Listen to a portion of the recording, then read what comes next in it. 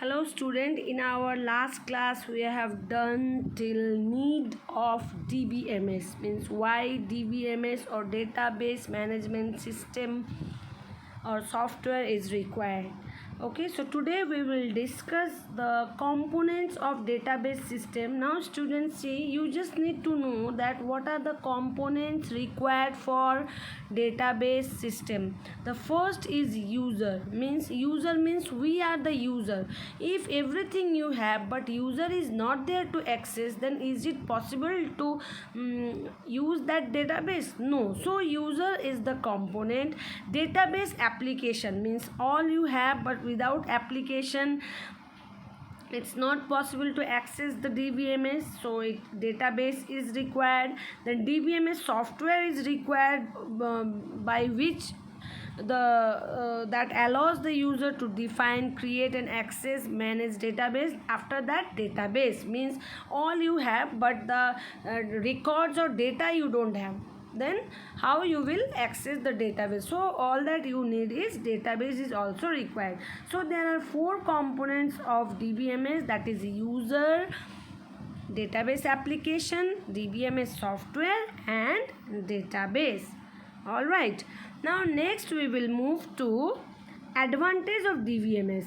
So advantage of DBMS means what are the how database management software is useful. So it controls data redundancy. As I told you, dear student, data redundancy means duplication of data. Okay, redundancy means duplication of data can be reduced by DBMS. Data consistency, sharing of data is very easy, reduced programming effort, database enforce standards, improved data integrity. So there are lots of advantages you have to know. So go through these advantages. You need not have to explain each and every line, just you need to write the points, then also you will be able to get marks. Now next is DBMS model. Now here you can see that DBMS model, there are so many models: object based, database, record based, then primary base. Among that, record base is divided into three, that is hierarchical model, network model and relational model. The thing that we will deal in our chapter is relational model. We will deal with relational model, means which deal with files, tables and relations. Okay, now data model should be presented graphically using diagram. This is all about data models. Now relational data model. What is relational data model? The most popular data model in DBMS is the relational model. You can say as RDBMS, means relational database management system. It is more scientific and stable model than other two models. Okay, now in this model, data is organized in two-dimensional table called relations. The tables or relations are related to each other, means here the tables and relations both are related to each other.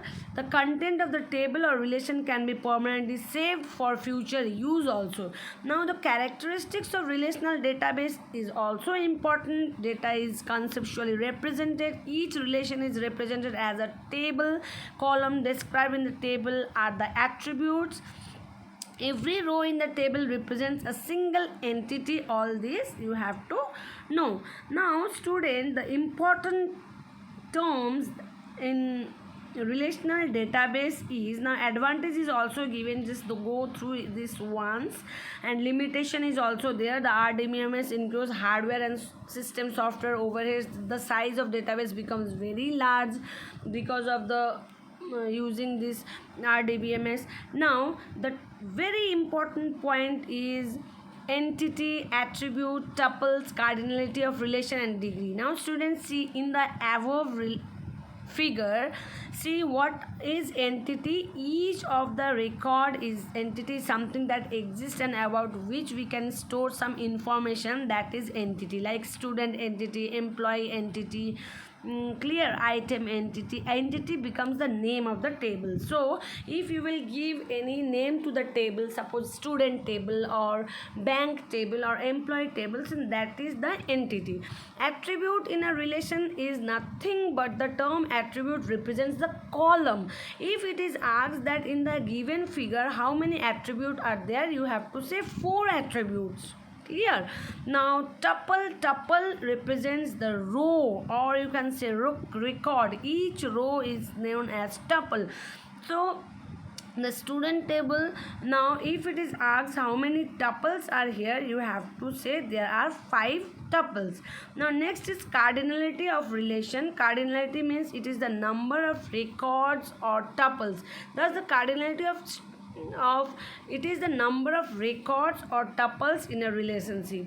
So cardinality, student, that time I told you attributes refers to column and tuple refers to row. Now cardinality means number of records, or you can say tuple means number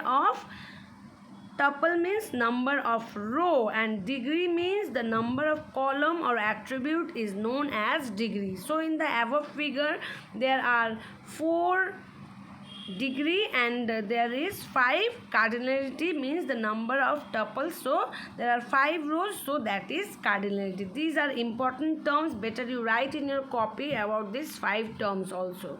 Okay, now domain. What is domain? See here, what is domain? Domain of a relationship means data represented by the attribute. It is a set of all possible values that an attribute may contain. For example, here like male or female as the possible and available value that it may contain. So domain means name from that is related to the same table. Okay, there are, you can see here, this is all in the body of the relation. You can see how relations are, relational model, how attributes, keys, tuples and domains are connected. Like domain, what I told, like from gender, male and female are from the same domain, that is gender. So this is all about gender. Next is very important terms, database. Keys are very important part of relational database. Without key you cannot map any data. Okay, there are generally, we'll go to discuss about the 4 keys: primary key, candidate key, alternate key, foreign key. So primary key is an attribute or a group of attributes that can uniquely identify tuples within the relation.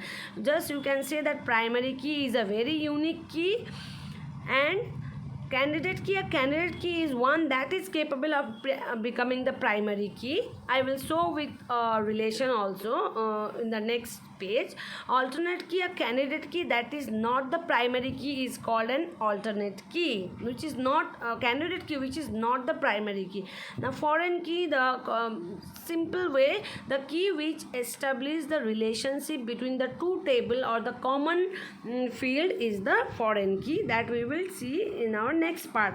Now see here student, here this one thing, it arranges the table in its own order. This is all about the, here are few details of primary key, that a primary key is always unique in nature, means it does not have duplicate values in a relation, non-redundant value it contains, it must be unique. It arranges the table in the own order, it cannot be redeclared or left null, means primary key can never be null, it should not be, the field should not be empty. Okay, then it cannot be null.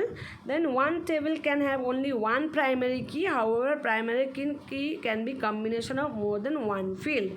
So one table must have only one primary key. So these all are the important characteristics of primary key. Next we will see candidate key. Now see from the above in the figure, you can see 10.10, you can see two table, the item and supplier. So student, here item means entity, means item and supplier, because entity refers to the name of the table. Now next, candidate key. What I told you that time, that all the attributes in a relation that are candidate are or are capable of becoming a primary key are called candidate key. Now see, candidate keys minus primary key equals to alternate key. Now see, candidate key in the above table, the item table, item id and item name are the candidate key.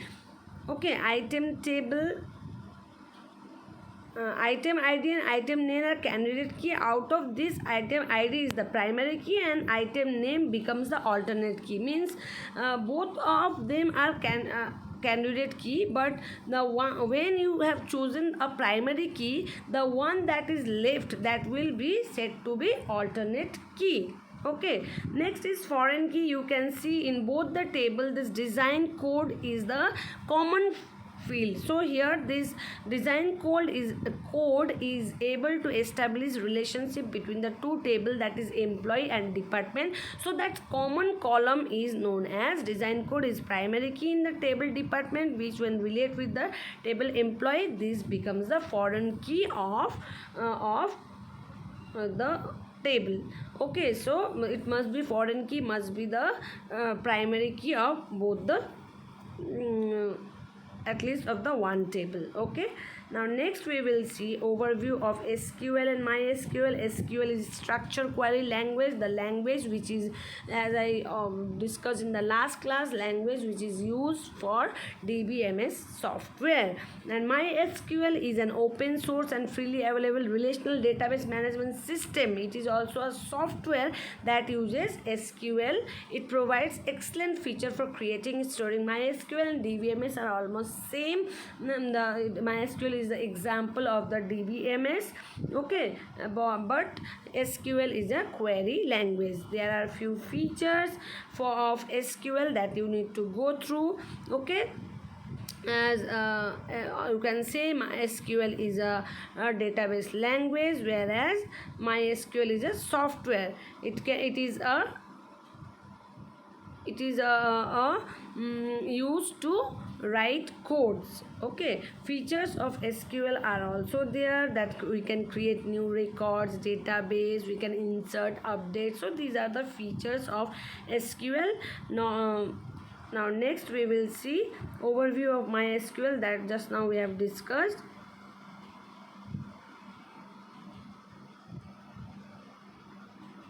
Now the next advantage of SQL is also there. It is no coding records, portable, powerful language. It is reliable, freedom of data abstraction. Now classification of SQL commands are classified into here 4, that is data definition language DDL, data manipulation language DML, data control language DCL, transaction control language TCL. All the full forms you have to learn, but we will study about the two languages, that is data definition language and data manipulation language. Data definition language permits database tables to be created or delete. You can see the DDL commands are create database, use, create table, alter table, drop table. It contains the necessary statements of creating, manipulating, altering, deleting the part. But DML means data manipulation language is a part of SQL that helps the user to access or manipulate. Manipulation means manipulate data. Okay, it contains retrieve data from the table, insert data into the table, delete data, update data. So all these manipulation work is done in data manipulation language. So here are these 4: select statement, insert, update statement, delete. All these are related to DML commands.